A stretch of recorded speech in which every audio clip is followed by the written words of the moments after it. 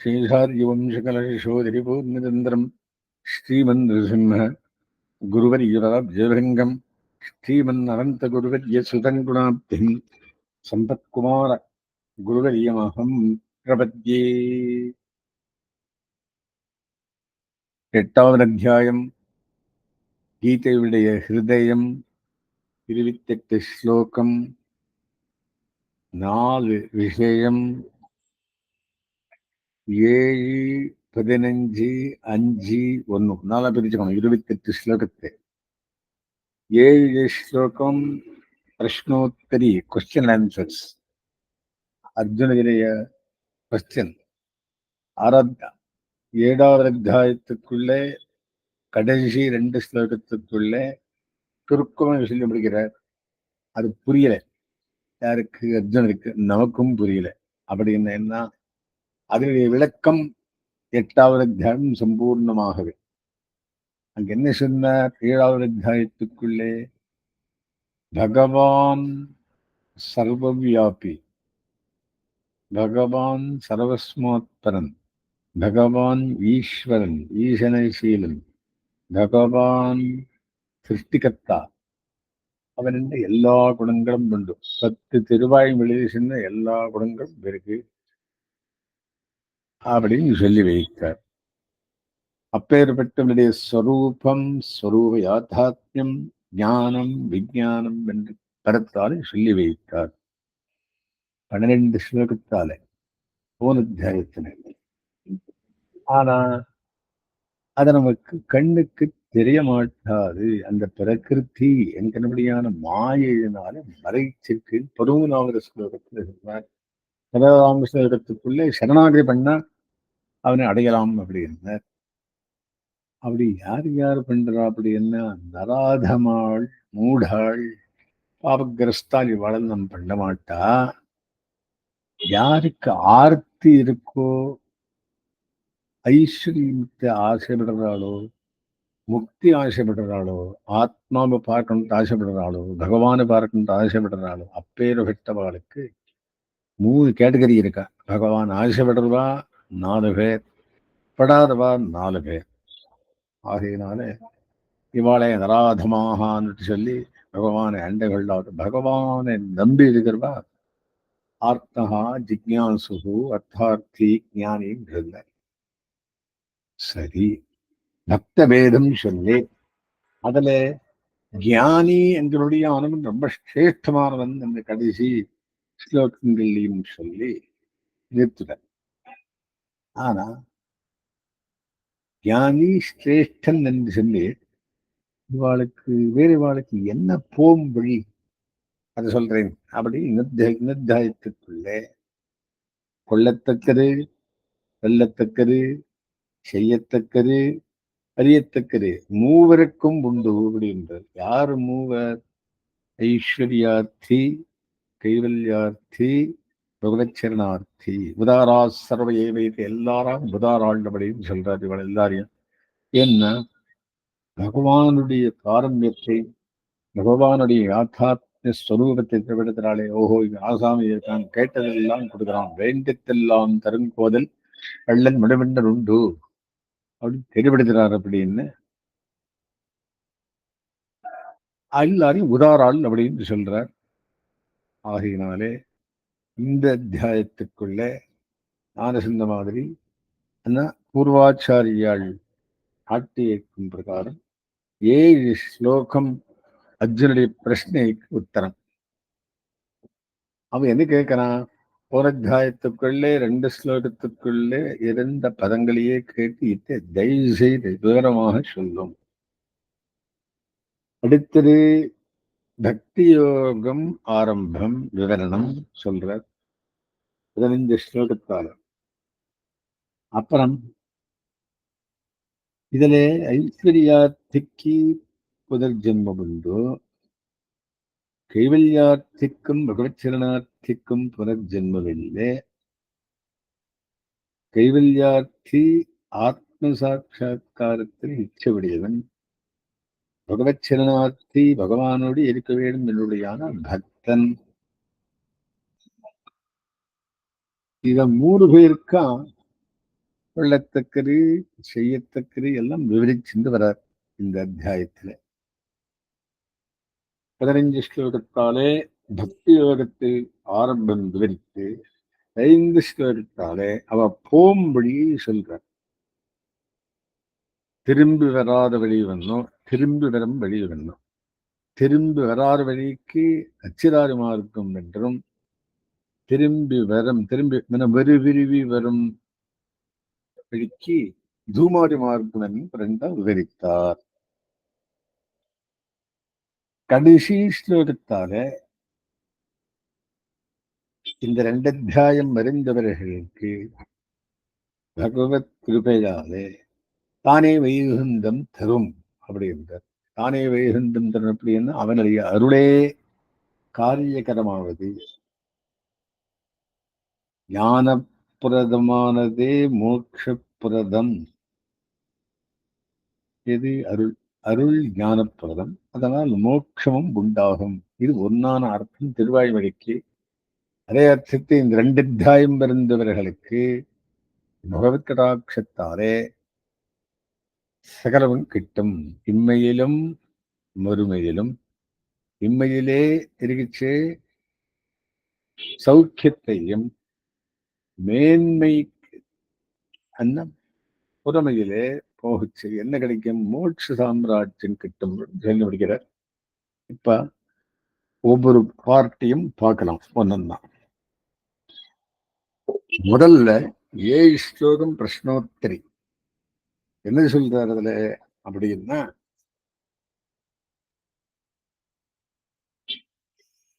ஐஸ்வர்யார்த்தி இழந்த ஐஸ்வர்யத்தையோ புரிதான ஐஸ்வர்யத்தையோ விரும்புபவன்.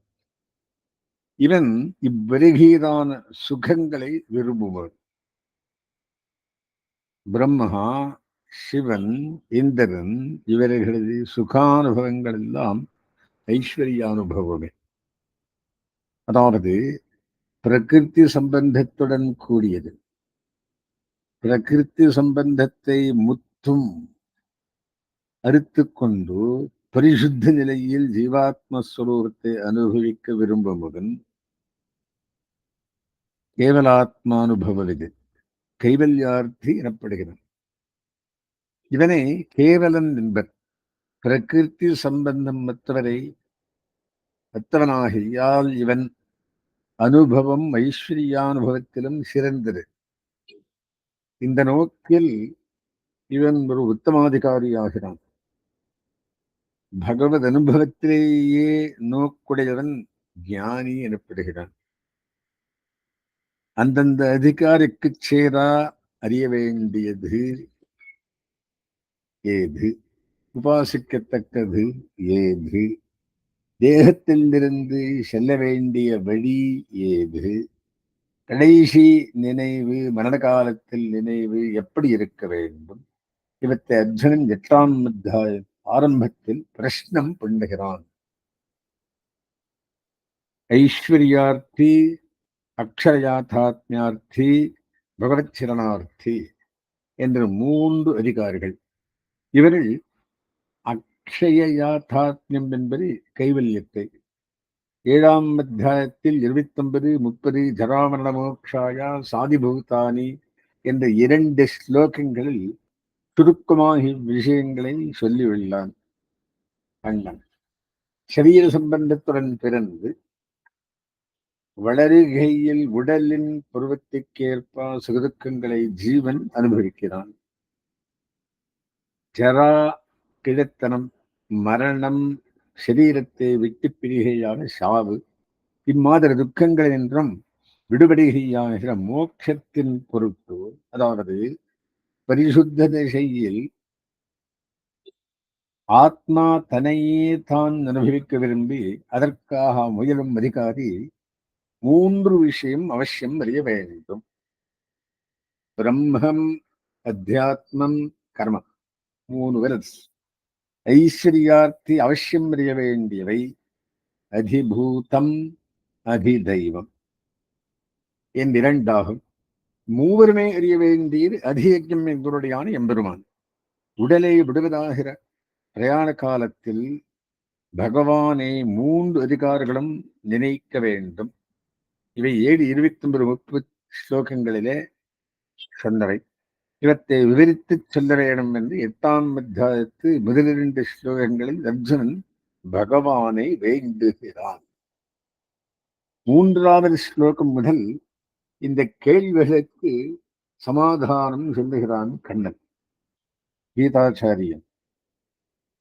கண்ணன் ஸ்வதஹா சர்வஜன். அவன் பேச்சு பிரௌடமாக, அர்த்தம் சிறிது சிரமப்பட்டறியும்படியாக அமைந்துள்ளது. இம்மாதிரி இடங்களில் முன்பின் விஷயங்களுக்கு சங்கத்தியை திருப்திகரமாகச் சொல்லி கோர்வையாக பொருள் சொல்வது எம்பெருமானாரின் பாஷ்யத்துக்கு தனிச்சிறப்பாகும். 3ஆம் ஸ்லோகத்தில் கேவலன் அறிய வேண்டும்வற்றை சொல்லுகிறார். அக்ஷரம், பிரம்மா, பரமம் என்ற 3மே பரமபுருஷனான புருஷோத்தமனை சொல்லக்கூடிய சொற்களாயினும் இங்கிவை பரிசுத்த ஜீவனை சொல்லுவதாக வியாக்கியானிக்கப்படுகின்றன. இவற்றை பரமாத்மாவாக சொன்னால் சந்தர்ப்பத்துக்கு சேராது. கேவலன் அறிய வேண்டியவற்றை சொல்லிவிடும். இது விகாரமற்ற வஸ்துவை அக்ஷரம் என்பதாம். அச்சித் ஸ்வரூபம், பண்பு, வைபவம் 2 விஷயங்களிலும் மாறுபாடு அடையக்கூடியது. இது அக்ஷரமாகாது. ஜீவாத்மஸ்வரூபம் மாறுபாடு இல்லாதவன். பரிசுத்த திசையில் ஸ்வபாவமும் மாறுபடாது. ஜீவஸ்வரூபம் அணு, ஞானானந்த வடிவானவன். ஸ்வபாவம் இவனுடைய அறிவாத்தால் அறியும் திறமை தேகத்தோடு கூடிய நிலையில் சுருங்கவும் விரியவும் கூடியது. ஆனால் பிரகிருதி சம்பந்தமற்ற சுத்த நிலையில் முத்தும் விரிந்து கிடக்கும். ஆகையால் பிரகிருதி சம்பந்தமற்ற பரிசுத்த ஜீவனை பரம் அக்ஷரம் என்ன பொருத்தம் உண்டு. பரிசுத்த ஜீவன் அச்சித்தையும் சம்சார ஜீவனையும் விட மிக உயர்ந்தவன். சொல்லப்பட்ட பதில் கேட்கப்பட்ட கேள்விக்கு பொருத்தமாக இருக்க வேண்டும். அர்ஜுனுடைய கேள்வி கேவலனுக்கு ஞாத்தவியம் ஏது என அறிய வேண்டியது ஏது என்பதை பற்றியது. கேவலனுக்கு பரிசுத்த ஜீவாத்மஸ்வரூபமே ஞாத்தவியம் ஆகியால் இங்கு பிரம்ம பரமம் அக்ஷரம் என்பது பிரகிருதி சம்பந்தம் இல்லாத சுத்த சத்வரூபம் என்று சொல்லித்து அடையத் தகுந்தது பிராபியம், விடத்தகுந்தது தியாஜ்யம். இவை அதிகார நிலைக்கு சேர வேறுபடும். இதை பற்றி அறிந்து அதற்கு சேரார் அதிகாரிகளை தமது சரித்திரத்தை அமைத்துக் கொள்ள வேண்டும். சுத்த ஜீவன் பிரம்மம் போன்ற ஞானானந்தமயன் என்று அறிய வேண்டும். அத்தியாத்மம் என்று பிரகிருதிக்கு பெயர். ஸ்வபாவோ அத்தியாத்ம உச்சதே.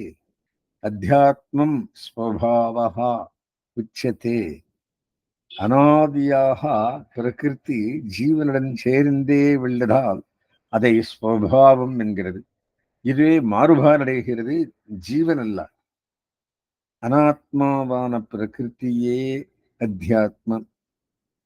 இதன் சம்பந்தம் ஜீவனுக்கு உள்ளவரை ஜராமரணங்கள் இருந்து கொண்டே இருக்கும். ஆகையினால் சரீரம் என பிரகிருதி சம்பந்தம் தியாஜ்யமாகிறது. இனி கர்மா என்பது பூத பாவோத்பவகரஹா விசர்கா என்று விளங்கப்படுகிறது.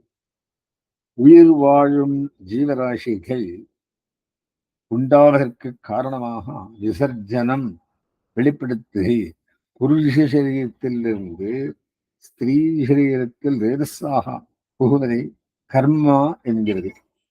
கதாகரன் காமகாமாரபந்தே என்று முன்னரே சென்று செய்வது.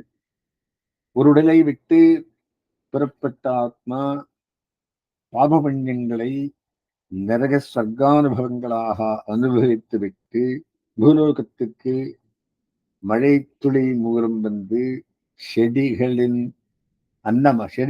அன்னமாகி புருஷ சரீரத்தில் புகுந்து அதிலிருந்து ரேதஸ்ய ஸ்திரீ சரீரத்துக்கு விடப்பட்டு ஸ்திரீ கர்ப்பத்தில் சிசுவாக வளர்ந்து வெளிப்பட்டு வளர்ந்த மீண்டும் ஜராவரணம் என்ற சுவையிலே சேரர்கள் ஆண் பெண் விடுதலை பூத பாவோத்பவகரா விசர்கா கர்ம சங்கீதா கர்மா என்று அறிய வேண்டும். இன்பமயமான அனுபவமாக தோற்கிறோம். இது மிகவும் வெறுக்கத்தக்கது என்றும் அறிய வேண்டும். முன்பு சொன்ன அக்ஷரம் பிரம்ம பரமம் என்பதை ஜீவனாக கொண்டால்தான் கர்மா என்பதற்கு இங்கு தரப்பட்ட விவரணம் சேரும். இனி 8 நாளில் அதிபூதம் அதிதெய்வம் என்ற ஐஸ்வர்யார்த்தி அறிய வேண்டிய 2 விஷயங்களை சொல்லுகிறார். மாறுபாடடையும் பொருள்கள் க்ஷரம் என்பர். அதிபூதம் க்ஷரோபாவகா என்பதால் விரகத்தில் அனுபவிக்கப்படும் விஷயங்கள் தான் அதிபூதம் என்கிறார். சப்தம், ஸ்பர்ஷம், ரூபம், ரசம், கந்தம் இவை விஷயங்களின் குணங்கள். இந்த குணங்களையும் இவற்றை உள்ள பொருள்களையும் இன்சுவை என்று புத்தியுடன் அனுபவிப்பது ஐஸ்வர்யானுபவமாகும். உதாரணத்துக்கு நல்ல பிரசாதம் வெளுப்பானதும் கைக்கு மிருதுவாகவும் விரும்பத்தகாத வாசனை அற்றதாகவும் நாவுக்கு சுவையை உடையதாகவும் இருந்தால் ஆசையுடன் உண்ணத் தோன்றும். இல்லையேல் பசி தீர்வதற்காக எப்படியோ விழுங்கியாக வேண்டும். தேவனோ மனிதனோ எந்த அதிகாரியாயினும் ஐஸ்வர்யானுபவம் விரும்பத்தக்க குணங்களை உடைய பொருள்களை பற்றியதாகவே இருக்கும். பொருள்களை அனுபவிக்கும் இடத்து விரும்பத்தக்க விஷயங்களும் வேணும். அவைகளை அனுபவிக்க போக்திருத்த சக்தியும் வேணும்.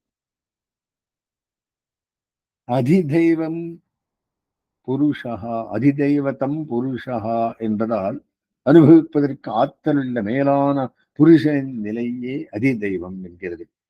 பரிபூர்ண பிரம்மானுபவம் எனப்படும் பகவத் அனுபவம், ஞானி விரும்பும் பிராப்தியம், கைவல்யம் இவை இரண்டும் பிராப்தமாவது அடையப்படுவது பரமபதத்தில். அதற்கு இப்பெருகான லோகங்கள் எல்லாம் பிரகிருதி மண்டலத்திற்கு உள்பட்டவை. இவற்றுள் மிக உயர்ந்தது நான்முகனின் சத்தியலோக ஐஸ்வர்யம். இதுவே ஐஸ்வர்யார்த்திக்கு விரும்பத்தக்கதாகும். இதை அனுபவிக்கும் ஆற்றலுள்ள புருஷனின் நிலையும்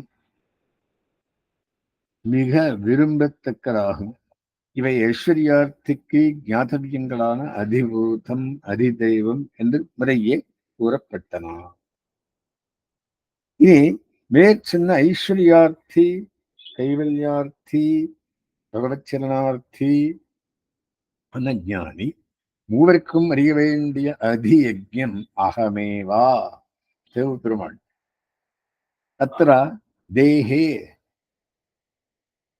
தேஹே அகமேவ அதியஜ்ஞம் பூஜிக்கப்படும் அந்தந்த தேவதா சரீரத்தில் உள் புகுந்திருந்து பூஜையை பெற்று பலனளிக்கும் நானே என்கிறான். 3 அதிகாரங்களும் தம் தம் வர்ணாஷ்டமங்களுக்கு சேர அவசியம் அனுஷ்டிக்க வேண்டியவைகளான பகவத் ஆராதன ரூபமான நித்திய நைமித்திக கர்மாக்களை அனுஷ்டிக்கிறார்கள். பகவான் அங்கி, மற்ற தேவதைகள் அங்கங்கள். அங்கன்யா தேவதா ஆஹா என்று ஸ்துதி. அங்கி உறுப்புக்களை உடையவன் அங்கி. அங்கங்கள் என உறுப்புக்கள் சர்வேஸ்வரனே எல்லா கர்மங்களாலும் யஜ்ஞம் யாகம் மற்ற எல்லா கர்மங்களாலும் ஆதாரிக்கப்படுபவன். இவன் சர்வதேவதாந்தரியாமி ஆகையாலே என்று அறிய வேணும். சர்வ கர்ம சமாராத்தியனான நானே அதியஜ்ஞம் என்கிறோம். இனி 3 அதிகாரிகளுக்கும் வேண்டியதான அந்திம ஸ்மிருதி, மரணகால நினைவு, பேசப்படுகிறது. மரணம், அதாவது ஜீவன் உடலை விட்டு பிரிவது மிகவும் சிரமமான காரியம். அப்போது பகவானை நினைப்பது எளிதல்ல. பெரியாழ்வார் அப்போதைக்கிப்போதே சொல்லி வைத்தேன் என்றார். ஸ்ரீ வராக நாயனாரும் பூமி பிராட்டியாரிடம் யாமதரவன் தன் உடல் நிலை நன்றாக உள்ள போது பிறப்பிலியான என்னை நினைக்கிறானோ அவனின் மரணத் திருவாயில் இதையும் நினைக்க இயலாத நிலையில் நான் அவரை நினைத்து நற்கதி அடைவிக்கிறேன் என்றான். ஸ்திதே மனசி சுஸ்வஸ்தே ஷரீரே ஸ்ருதி யோதரா தாதுசாமியே ஸ்திதே ஸ்மர்த்தா விஸ்வரூபஞ்சமானஜம் தரஸ்தம் யமானந்து ஆஷ்டபாஷாணசிஞ்சம் அகம் ஸ்மராமி பக்தம் நயாமி பரமாங்கிரம். வராகதர ஸ்லோகம். தேவப்பெருமானம் ராமானுஜருக்கு தன்னுடைய 6 வார்த்தையில் பிரபத்தி உபாயம் இறுதிநிலை வேண்டாம் என்றினார். இறுதி நினைவு வேண்டாம் அப்படின்னா அந்திம ஸ்மிருதி வர்த்தனம், நீயாய் தேடிண்டுவாக தானே வரும் அப்படின்றார். ஆனால் இவை பிரபன்னாதிகாரியை குறித்து சொன்னவை. வராக பெருமாள் அகம் ஸ்மரானுபக்தம் என்றினாயினும் அங்கு மனதில் கொல்லப்பட்டவன் பிரபன்னனே என்று நமது ஆச்சாரியர்கள் விளக்கி உள்ளார். பிரபந்தனுக்கு அந்திம ஸ்மிருதி கூடாது என்னவில்லை, இல்லையே பாதகமில்லை, இருந்தால் விரும்பத்தக்கதே. ஆனால் அதனால் பலம் சித்திக்கும் என்று எண்ணமோ அதில் கர்த்திருத்வானுசந்தானமோ நான் நினைத்தேன் என்ற எண்ணம் கூடாது என்று அறிய வேண்டும். இங்கு சொல்லப்பட்ட 3 விதமான அதிகாரிகளுக்கும் அந்திம ஸ்மிருதி அவசியம் என்று வலியுறுத்தப்படுகிறது. அந்த காலே சமாமேவ ஸ்மரண்ய பிரயாதி சா மத்பாவம் யாதி 8:5 என்பது மூவகை அதிகாரிகளுக்கும் பொதுவானது. அடுத்த ஸ்லோகத்தில் ஜீவன் மரணத்திருவாயில் எதை நினைத்தாலும் அவன் நினைத்த விஷயத்தின் நிலையை அடைகிறான் என்கிறான் கண்ணன். மேலே சர்வேஷு காலேஷு மாம் மனுஸ்மர யுத்தேச்சா என்று உபதேசிக்கிறான். கடைசி காலத்தில் திடீரென்று நினைவு வந்துவிடாது. எப்போதும் என்னையே மனதில் நினைத்து உன் கடமையை தர்மமான யுத்தத்தை செய்வாயாகா என் உபதேசம் என்கு. இது அந்திம ஸ்மிருதிக்கான அபியாசம், பயிற்சி. மத்பாவம் யாதி என்றாலும் எம்பாவம் ஸ்மரந்தம் தமேவைத்தி என்றதால் ஜீவன் பிரம்மத்தை அந்திம காலத்தில் ஸ்மரிப்பதால் பிரம்மமாகவே ஆய்விடுகிறான் என்று சொல்ல முடியாது. கொளவி என்னும் வண்டு ஒரு பவனம் ஒரு புழுவை கீட்டம் குத்திக் கொண்டே இருப்பதை காணலாம். கொளவி புழுவை குத்தி தந்திரமாக்கும் என்பது பழமொழி. புழு பயத்தினால் கொளவியையே நினைத்திருக்குமா, கடைசியில் இது கொளவியாகவே மாறிவிடுகிறது. இதை பிரமகீட்ட நியாயம் என்பர். இங்கு குத்தின குளவி வேறு, வண்டிலிருந்து உண்டாகும் குளவி வேறு. இரண்டும் ஒரே மாதிரி இருந்தலாம், ஒன்றே ஆகாது. ஆதிவிரதன் என்ற தனக்கு பிரியமான ஒரு மானை நினைத்து கொண்டே உயிர் நீத்ததால் அடுத்த மானாக பிறந்தார் என்று புராண வரலாறு. அவர் மனதில்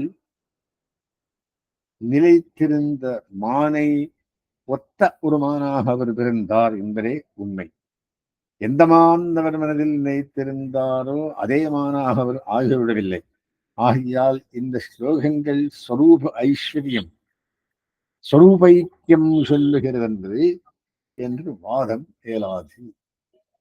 எல்லா காலத்திலும் சத்துவகுணம் தலையெடுத்து அதனால் தூண்டப்பட்டு பகவானை விஷயமாக கொண்ட தியானம், உபாசனம் என்னப்படும் நித்தியகரமானுஷ்டான காலம் தவிர்த்து மற்ற போதெல்லாம் இந்த உபாசனம் பக்தி மார்க்க நிஷ்டனுக்கு பிரிக்கப்பட்டது. மரணத்தருவாயில் பகவானை நினைக்க வேண்டும். அவன் நினைவு மாறக்கூடாது. உபாசனத்துக்கான வழிகள் என ஸ்தானம், ஆசனம் முதலியவை முன்னமே கண்ணனால் கூறப்பட்டுள்ளன. தஸ்மாத் சர்வேஷு காலேஷு மாம் அனுஸ்மரா யுத்தேச்சா என்று 8:7 அபியாசத்தை உபதேசிக்கிறான். நெடுகிலும் நினைப்பவனுக்கு அந்திம ஸ்மிருதி அமைவது கூடும். கருணாஷ்டம தர்மத்தில் ஊன்றியவனுக்கு இந்த உபாசனம் மாமனுஸ்மரா என்ற சிந்தனை எளிது.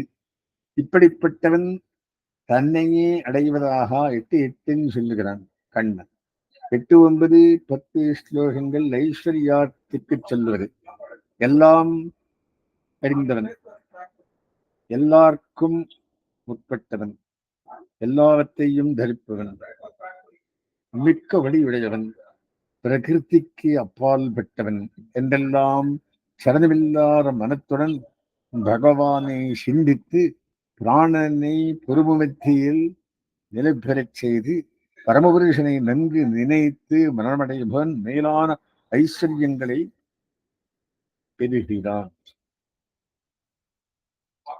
மேல் 3 ஸ்லோகங்களில் 11, 12, 13 கைவல்யம் வேண்டுபவனின் உபாசனை முறை, மரணகால சிந்தனை இவற்றை கீதாச்சாரியன் கூறுகிறான். அக்ஷரனான மாறுபாடுகள் அடையாத ஜீவாத்ம தத்துவத்தை அடையும் பொருட்டு அக்ஷரமான பரமபுருஷனை பிரம்மத்தை உபாசிக்க வேண்டும். சுத்த பிரகிருதி சம்பந்தமற்ற நிலையில் ஜீவன் ஒரு மாறுபாடும் அடைவதில்லை. நிர்விகார தத்துவம். பரமாத்மாவான பரமபுருஷன் ஸ்வரூபத்தில் அக்ஷரம். ஐம்பலன்களையும் அடக்கி மனதை ஹிருதயத்தில், அந்த ஹிருதய கமலத்தில் உள்ள பரமபுருஷனுடன் நிலைக்கச் செய்து தலைவுச்சியில் மூர்தா பிராணனை நிறுத்தி பகவானையே யோகமுறையில் நினைத்து உயிர் விடுபவன் மேலான கத்தியை ஆத்ம பிராப்தி அடைகிறான். மேல் ஸ்லோகங்களில் பகவத் பிராப்தி தரமான எம்பெருமானையே அடைய விரும்புபவன் உத்தமாதிகாரியான ஞானியை பற்றி கூறுகிறான் கண்ணன். இவனுக்கே அனன்ய சேத்தஸ் உடையவன் 8:14 சொல்றார் என்பது பொருந்தும். இவனை யுக்தியுக்தகா 8:14 என்று சிறப்பிக்கப்படுகிறான். இவனுக்கு உபாசன விஷயமான புருஷோத்தமனும் பலனான எம்பெருமானும் ஒன்றே. மற்றவருக்கு உபாசன விஷயம் பகவான். அவர் பெரும் பலன் ஐஸ்வர்யம் அல்லது ஆத்மானுபவம். அனன்ய சேதாக மாம் ஸ்மரதி என்பதனால் ஞானி வேறு எதிலும் மனம் செல்லாதவனா கண்ணனையே எண்ணுகிறான் என்பதும். நித்தியுக்தஸ்ய யோகினஹா என்பதனால் எப்போதும் பகவானுடன் சேர்ந்திருக்கும் விருப்பம் உடைய உபாசகன் இவன் என்பதும் தெளிவு. வேலை இந்த அத்தியாயத்தில் 14 சொல்லப்பட்ட ஞானிக்கும் 12, 13 சொல்லப்பட்ட கேவலனுக்கும் மூர்தன்ய நாடி வழியால் உத்கிராந்தி தலையுச்சி வழியால் ஆத்மா வெளியேறும் என்றும் அச்சிதாரி மார்க்கத்தால் சென்று பரமகதம் அடைவது என்றும் இந்த 2 விகாரிகளுக்கும் புனராவர்த்தி என சம்சார மண்டலத்துக்கு மீண்டும் திரும்புகை கிடையாதென்றும் சொல்லுகிறான். உடலினின்றும் வெளிச்செல்லும் ஜீவன் மோட்ச நிலையே அச்சிதாதிகதி என்று அழைக்கப்படும்.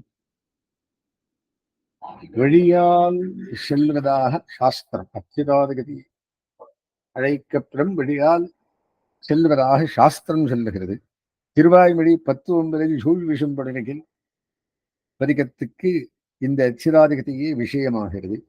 இவை எப்போதும் சிந்தித்து வேணும். 8:27 கண்ணன் விழிக்கிறான். அனுதினமும் இரவு படுக்கச் செல்லும் போது அச்சிராதியை மனதில் தியானம் பண்றது பெரியோர் அனுஷ்டானம். ஸ்ரீ வைகுண்ட கத்தியத்தின் இறுதி சூழ்நிலைகள் அனுசந்திப்பது மரபு.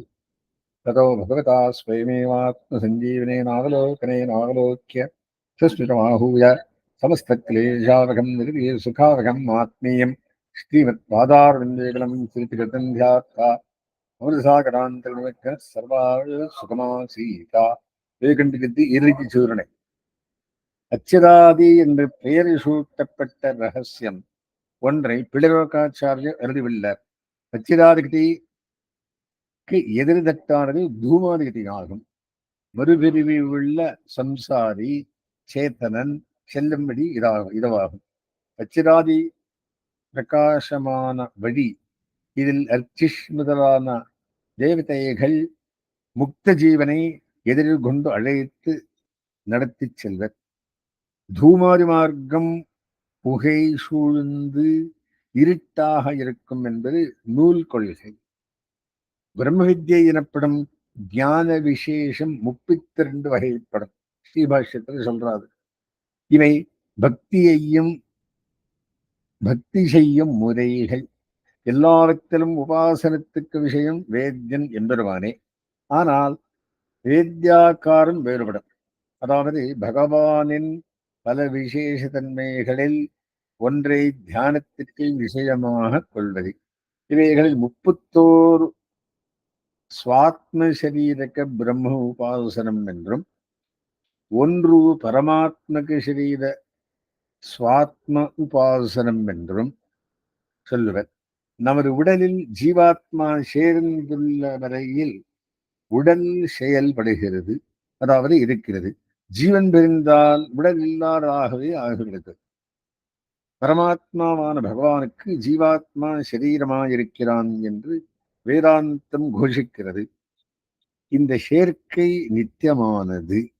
காரணம் பரமாத்மா ஜீவாத்மா இருவரும் எப்போதும் உள்ள நித்திய தத்துவங்களானபடியாலே பரமன் ஷரீரி ஜீவன் ஷரீரம் என்று இந்த உறவு விசிஷ்டாத்வைதத்தில் வலியுறுத்தப்படும் உயிரான கொள்கை பிரதான பிரதிதந்திரார்த்தம் என்பர்.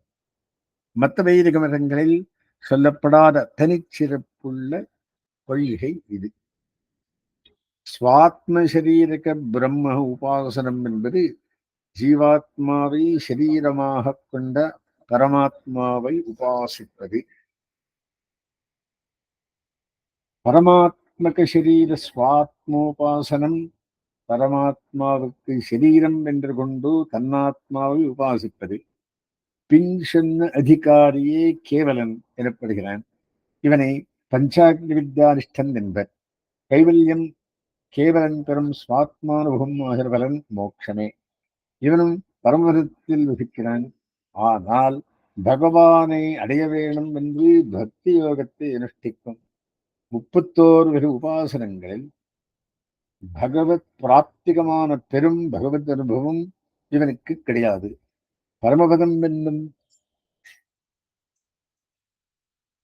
சேதத்தின் தேசத்தினுள்ளே புகாமல் எல்லைப்புறத்திலேயே இவனிருந்து விடுவதாக கொள்கிறான். கேவலன் பகவத் பிராப்தி காமனான ஞானி இருவருக்குமே புனராவர்த்தி கிடையாது. கேவலனுடைய ஸ்தானம் மண்ணாட்டிலேயே உள்ளது.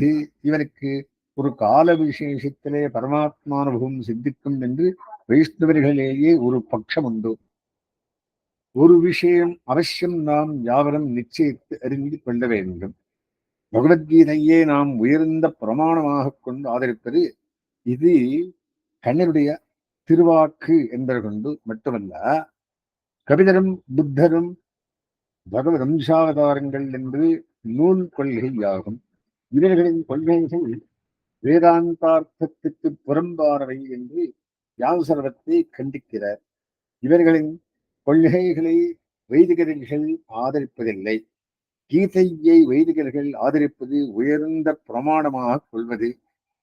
இது உபனிஷதத்தங்களை தெள்ளத் தெளிவாக சொல்லுகிறது என்பது பற்றி உபனிஷத்து இவத்தை ஒருங்களிடம் பிரம்மசூத்திரம் பகவத்கீதை இவை 3 பிரஸ்தானத்திரையும் என்று மிக உயர்ந்த பிரமாணங்களாக எல்லா வைதிக மதத்தினாலும் ஒப்புக்கொள்ளப்பட்டவையாகும். தத்ய இத்தம் விதுஹு ஏ சேமே அரண்யே ஸ்ரத்தா தப இத்யுபாசதே தே அச்சிஷம் அபிசம்பவந்தி. ரத்திஷோ அஹஹா சாந்தோக்கியம். சொல்றது, எவர்கள் ஜீவ ஸ்வரூபத்தை உடல்களினின்றும் வேறுபட்டதாகவும் பரமாத்மகமாகவும் அறிகிறார்களோ, எவர்கள் ஸ்ரத்தையை முன்னிட்டு கொண்டு பிரம்மத்தை உபாசிக்கிறார்களோ, அவர்கள் யாவரும் அர்ச்சிஷ் என்னும் தேவதையை மோட்சத்துக்கு வழிநடத்தும் ஆதிவாகிகளாக அடைகிறார்கள். அர்ச்சிர் தேவதையிடமிருந்து அகர் தேவதைகளை பகல், அகன்னா பகல், ஒளி ஆதிவாகராக அடைகின்றனர் என்று ஸ்துதி பிரமாணத்திலே அச்சிதார்கிரி வேதத்திலே சொல்லப்பட்ட உண்மை என்று அறியலாம். இப்படி விண்ணாடு அடைந்தவன் நஜபதராவர்த்ததே என்கிறபடி சம்சார மண்டலத்துக்கு வீழ்வதில்லை. அச்சித்தான பிரகிருதி விலட்சணமான அதனின்றும் வேறுபட்ட ஜீவாத்மா சாஸ்திரங்களை கொண்டே அறியத்தக்கவன். இவன் நித்திய வஸ்து, அழிவற்றவன். இவன் அவ்யக்தம், அக்ஷரம் எனப்படுகிறான். இந்த ஜீவாத்மஸ்வரூபம் என்னால் நியமிக்கப்படும். கண்ணன் சொல்றது எனது மேலான இருப்பிடமாகும். ஜீவ விலட்சணன் புருஷோத்தமனான பரமபுருஷன் அவனிடம் எல்லா பொருள்களும் அடங்கியுள்ளன. அவன் எல்லா பொருள்களிடம் வியாபித்துள்ளான். அந்த பரமபுருஷன் வேறு பயன் கருதாதா அவனை குறித்தே செய்யப்பட்ட பக்தியினாலேயே அடையத் தகுந்தவன். இவ்வாறு தன் பெருமைகளை சொல்லி அச்சிராதிகளையும் தூமாதிகளையும் உபனிஷத்தில் சொல்லப்பட்டவை, இவை அவசியம் அறிய வேண்டியவை என்கிறான். அச்சிராதிகதையை நாம் தினம் மனதில் நினைக்க வேண்டும். 7, 8 அத்தியாயங்களில் பேசப்பட்டபடி கண்ணன் பெருமையை அறிபவர் அவனுடைய மேலான நாட்டை அடைகின்றனர். நச்ச புனராவர்த்தத்தை ரஜபுதராத்தின் வழியான அந்த பரமவரத்தை அடைந்து அவரிடமே இருப்பிறர்கள் கண்டுபிடிக்கிறார். கஸ்மங்கிரதம் ஆரம்பமாம் விதிஷேகரமத்தியமாம் லக்ஷ்மி வல்லப பரியந்தாம் வந்தே குருபரம்பராம்.